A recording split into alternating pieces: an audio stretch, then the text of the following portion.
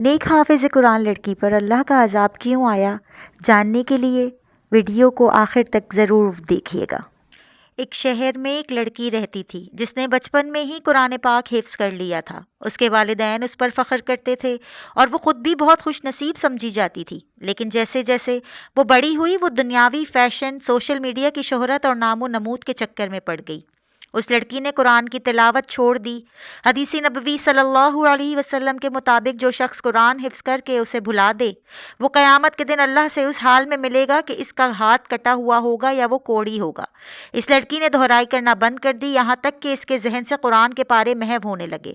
وہ حافظہ تو تھی لیکن اس کا لباس اور اس کا رویہ قرآنی تعلیمات کے بالکل برعکس ہو گیا۔ وہ نامحرموں کے ساتھ میل جول اور گناہوں کے کاموں میں پیش رہنے لگی۔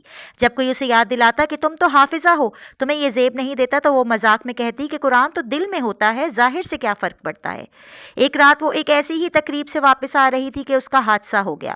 اسپتال میں جب وہ بستر مرگ پر تھی تو اس کے گھر والوں نے چاہا کہ وہ اسے سورہ یاسین پڑھ کر سنائیں یا اسے کلمہ یاد دلائیں۔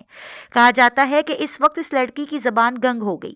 وہ چاہتی تھی کہ قرآن کی کوئی آیت پڑھے تاکہ اسے سکون ملے، لیکن اسے ایک لفظ بھی یاد نہ آیا۔ اسے ایسا محسوس ہو رہا تھا جیسے اس کے سینے سے وہ نور چھین لیا گیا ہو۔ اس کی آنکھوں میں خوف تھا اور وہ کچھ کہنا چاہتی تھی مگر الفاظ اس کا ساتھ چھوڑ چکے تھے۔ وہ اسی حالت میں دنیا سے رخصت ہو گئی کہ اسے قرآن کی ایک چھوٹی سی سورت بھی یاد نہ رہی۔